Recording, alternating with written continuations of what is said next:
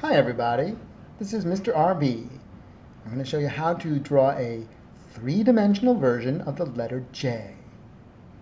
To get started, we'll need pencil, eraser, paper, and a straight edge. Could be a ruler, but really could be anything that gives you a nice straight edge. I'm going to begin by creating a horizon line high up on my paper. Notice my horizon is horizontal, goes from side to side. This will separate sky from ground, and it's also our eye level. Anything below is below our eye level. Could be at waist or knee or foot level. Anything above would be something we'd look up at. For instance, the ceiling, the sky, birds flying overhead, any of those things. I need to add one vanishing point, and I'm going to put mine way over on the left-hand side of my horizon line. It must be on the horizon line, and it could be anywhere, but I'm putting it way over to the left for today's drawing.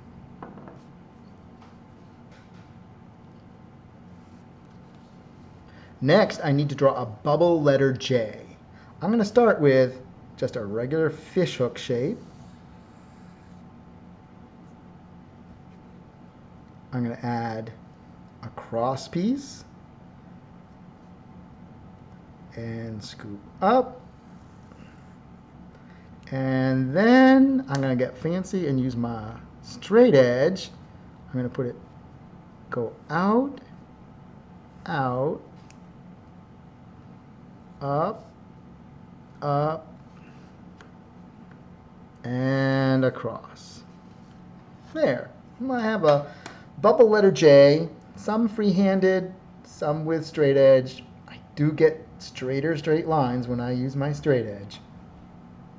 I now need to use my vanishing point and connect some of my corners to that vanishing point. This will give the illusion of 3 dimensions. This is going to be the front side of my J. If you think of the J as a big giant building, this would be the front facade or the front face of the building, where you might go in, and then we're going to add the roof and side walls as well. I put my pencil on the vanishing point. I put my straight edge on my pencil, and I pivot until I touch that upper corner. I'm going to connect, drawing lightly. Most of this line will get erased, so I drew lightly. I'm going to repeat, pencil on the vanishing point, ruler on the pencil, and I'm going to pivot until I touch the other top corner. Well, there, that's about it. And again, drawing lightly, I'm going to connect. Well, that looks nice. Notice that the top of the J, the bubble J, the top is just pretty much a horizontal. If the front edge is horizontal, I want the back edge to be horizontal. I want them to be parallel. Here's how I'm going to do it. I'm just going to put my straight edge right on that top of that bubble letter and then slide up, up, up, up, up, just however far I want. I don't want to go too far today, but I'm going to connect those 2 lines I drew with a matching horizontal.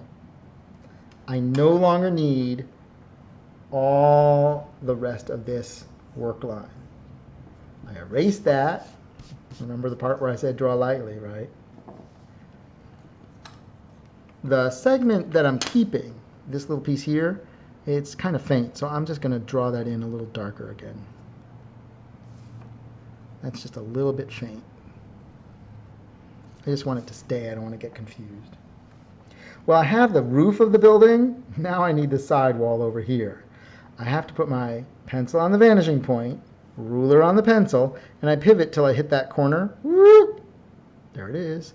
And I can connect. Drawing lightly. And what kind of line would I need next to get the back? The front is vertical. That means the back will be vertical. I'm going to put my ruler right on that vertical line, slide, slide, slide till I get to the corner, and make a new vertical. There we go. I get rid of the extra line. That was work line. I can reinforce the segment I'm keeping. I'm well on my way. The top of the J is already in 3 dimensions. The bottom is not yet there. So I'll show you how to do that. We're going to put our pencil on the vanishing point and the ruler on the pencil, and I'm going to pivot, pivot, pivot, pivot till I touch the J. I didn't even get to the corner. Do you notice I'm not even at the corner yet? See that little V there? I need to start right over here, and I'm going to get something going back that way.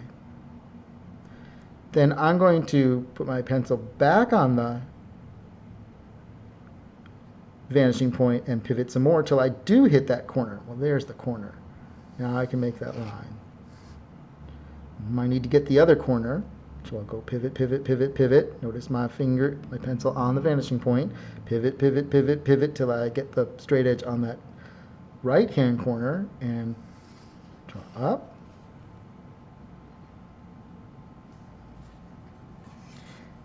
See the top bar of that bubble letter J? See how that's a horizontal? I'm going to put my ruler right on that top line now. Float up just a little bit. I want to float up about the same distance I did in the upper part of the J. I want to keep it kind of consistent. There. That seems close enough to believe. Notice horizontal, horizontal. Goes to vanishing point, goes to vanishing point. This I'm keeping, this I'm keeping, this I'm really not. Now you're probably wondering, or you may well be wondering, what about that little line I added first off here? Well, remember how this comes over here like this and just curves around just a little? If it curves around a little in front, I'm going to curve around a little in the back. And that's all I see of that side of the J there, just that little bit. And while this is a straight line, and this is a straight line, and this is a straight line, this has just got a little bit of a curve to it.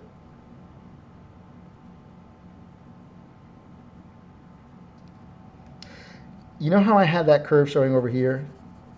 I also need to show the curve inside the curve over here. So, see how long this line is? It's about, I don't even know, maybe, what is that, ½ an inch? All right, fair enough. I'm going to go over, put my pencil on my vanishing point, put my ruler on my pencil, and then I'm just going to make a series of lines that are maybe ½ an inch long. I want to keep them about the same length as each other.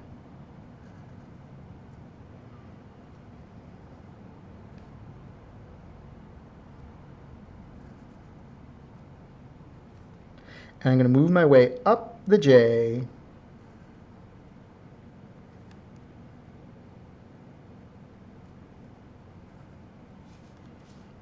And down the J. And the reason I'm doing this is I want to get that curve. Now, this line I freehand drew.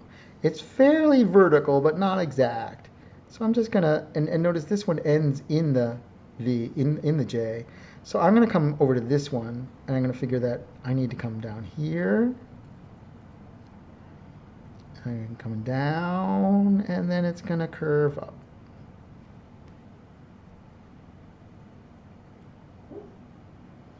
If anything seems off, like right now I'd say, I don't know, that feels a little like it curves too shallowly. I feel like I need to go down a little further. Maybe I made my line a little too long.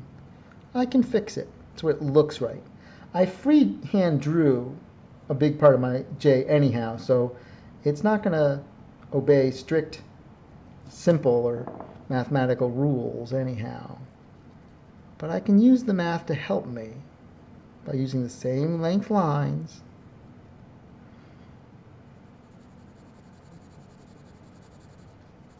Notice I'm adding just a little bit of tone to separate from the